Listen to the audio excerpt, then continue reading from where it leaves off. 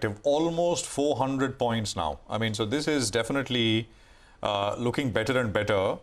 Let me just take a quick look at where we are at in the context of the high. The high was 18,114 earlier. We are not very far away. I mean, 35, 40 points away from the day's highest point, and bulk of this fresh leg up has come in the last, 30 minutes or so of trade. Not even 30 minutes, less than that, we've kind of been on this show. All right, let's welcome in our alpha managers of the day. We have Charandeep Singh and Varun Daga, co-founders and fund managers at Girik Capital, now joining us to take some questions. Gentlemen, great to have both of you here.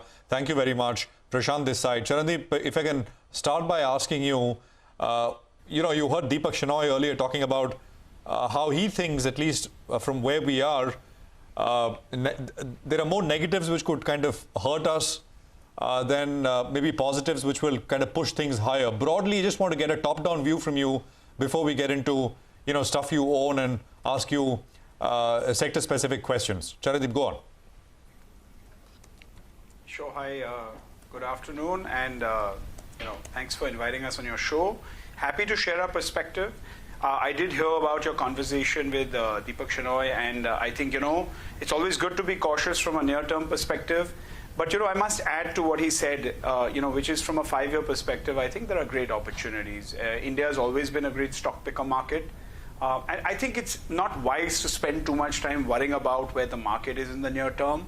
As managers, we're always concerned about where the earnings acceleration is going to be, where the greatness quotient is going to be high, so we can actually go and find our investors, what we're paid to do, which is find great stories, find where the earnings acceleration is, and find companies, be it large, mid, or small, that can, grow their earnings pie over a 3 to 5 year period, and make money for investors. I mean, that's all our focus is about. The rest really is just rhetoric and headlines, which we try to ignore as much as possible. Deep, hi, good afternoon. Any thoughts on this big merger which has been announced today, HDFC Bank and HDFC? And I was going through your portfolio. You can correct me if I'm wrong, but it does look like perhaps these are not among your largest sort of weighted stocks in your portfolio. Any thoughts? Yeah, I think I'll comment on the merger first, then I'm happy to come on to the portfolio. I think it's a good merger.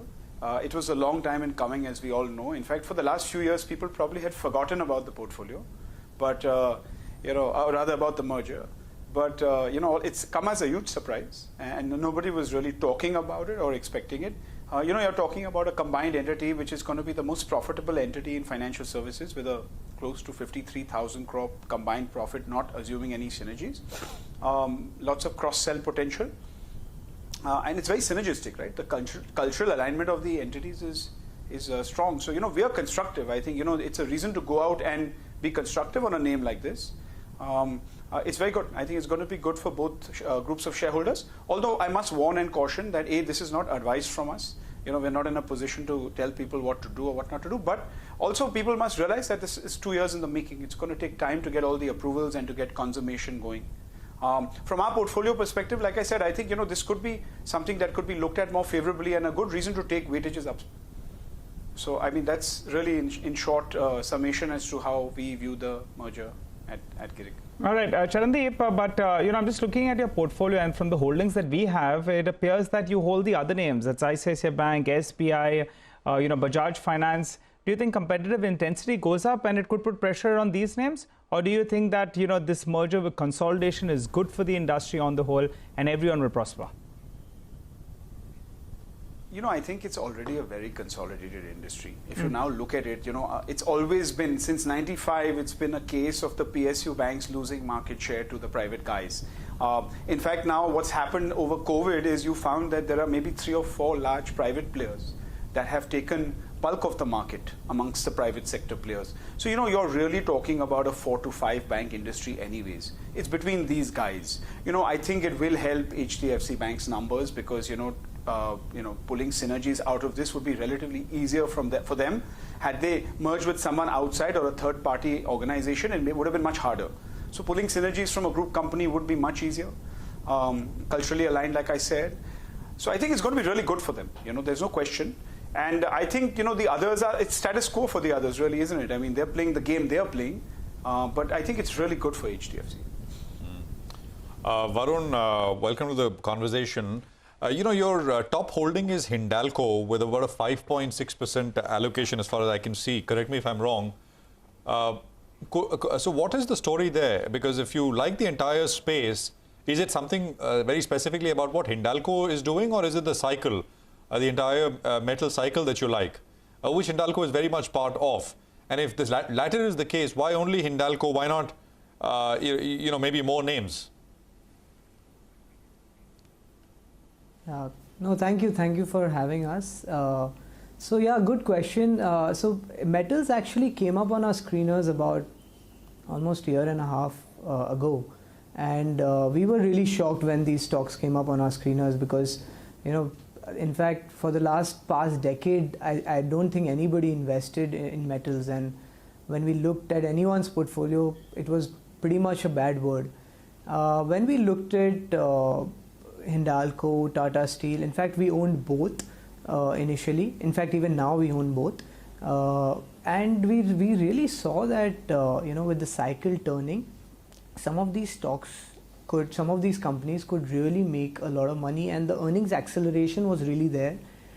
It was completely a contrarian bet at that time, but we really thought that these were businesses which were getting into an upcycle, and for most of the market, it was very hard to understand these businesses. So we took our time to understand these businesses, and I mean, it was amazing that in that period, some of these financials had no returns, and some of these metals have doubled. So it was just amazing to see how so-called cyclical stocks could also make money, and we feel the trend is still on. I think they are out there to make large profits, and the pool of profits are big, and globally we are seeing that money is flowing to some of these commodities stocks. So we continue to remain bullish. Why specifically Hindalco? Because we like the aluminium cycle, we like the stability of earnings in Hindalco, what they're doing with Novalis. We thought it was a very, very steady business. The more demand for aluminium, the less of supply of aluminium. So we thought it was in the right spot at the right time, and we went for that. Okay, fair point. Now, Varun, good afternoon.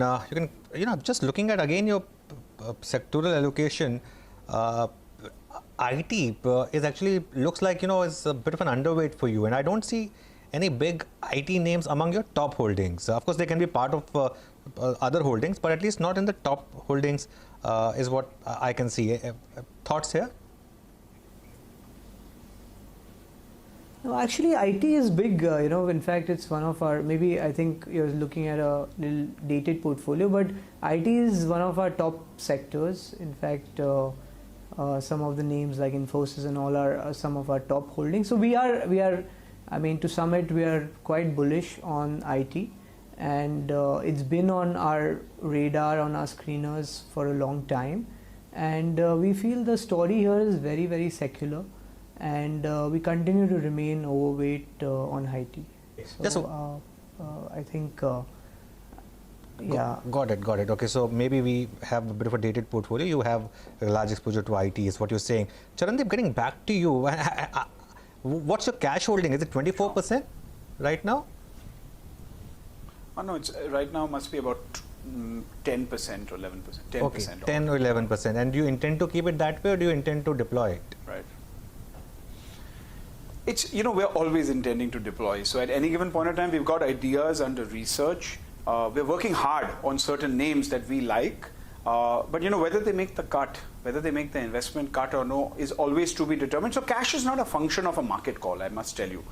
Cash is a function of two things. One is risk management, right? And availability of opportunities. So it's a combination of both things for us. We never take cash calls, almost never. I mean, I can't remember in 13 years that we've really gone and said, oh, we got to overweight cash because we're worried about the market. It's largely because, our risk management kicks in. And sometimes, we are forced to take losses, because we're very disciplined about that as a fund house, and that's really largely kept us out of trouble for many years and made sure the equity returns are fairly smooth to our investors, and also about finding new opportunities. which keep coming up, mind you. And like I said, it's a rotating wheel. You know, we're always looking for new ideas, and it's a matter of time before we find them. So I think, you know, we're always in deployment mode, to answer your question. It's not that we are short of ideas. We just need to close them. Quickly then, before we let you go, the new age themes, some of them are down 50, 70%. I think you were, if I'm not mistaken, one of those names I think found its way into your portfolio, Nykaa. Not too sure about that. You could confirm or deny it. But given that you're sitting on some cash, you're looking to deploy, a lot of ideas out there, will some of these stocks be part of those ideas? We've never had Nykaa in our portfolio, so no. I mean, and I think we're open. We're open to looking at anything. You know, we follow a very rigorous screening process, which is which is primary for us. Okay. And we don't really look for stocks like that. You know, if something's fallen 50 or 70%, it's many times a reason just to stay away from it, not necessarily a reason to go and buy it. So you have to make sure that you're buying it for the right reasons. Yeah, absolutely, Charandeep. You know, what my question to you is, given that some of these stocks are available, maybe the price correction is only making it a little bit more attractive. Some of these businesses could be good. So not solely the price, but getting some of these stocks at a bit of a discount. Will you look at these new age themes, or is it a complete no-no as of now? Go ahead. No, it really depends. You know, I think, we would look. We are very open-minded, okay. I must tell you. And again, you know, with every passing year, it's harder and harder to be open-minded. But I can tell you, we are constantly trying to be more and more open-minded. We did have some Zomato as part of our portfolio, and you know, risk management kicked in. We have to protect downside returns. But I will tell you that some of these are just phenomenal businesses. It's just about the stars aligning in terms of getting the earnings acceleration right. Okay. And in terms of getting the value on the table right. If that's on the table, we're not shy to get into any of these. You know, for us, it's, yeah. I guess some of them, you know, they became like the darlings of the market, and then from being there, they became the most hated stocks. I guess the reality is somewhere in the middle. Yeah. They are great businesses which were extremely overvalued. Right. Because the earnings visibility was far away. Right. And I guess when that starts, like Charandeep said, when the stars get aligned, I'm sure these businesses will find their feet. Okay. Okay, gentlemen, thanks a lot for joining us. Though I must say, you know, that IT weight, I think we've taken from your last presentation, so perhaps maybe that can be updated a bit. I must say, though, that, you know, your fund has really outperformed big time. I think since 2009, which is when you have come out with your fund, your growth has been 20% compared to 10% for the Nifty, 11% for the mid-cap index, and 9% for the small cap. And over a 1 year period, 25% return, 5 years, 17%. Of course, that would be CAGR. So a great performance, gentlemen, and we hope you can continue doing that for your investors. Thanks a lot for joining us today on CNBC TV18.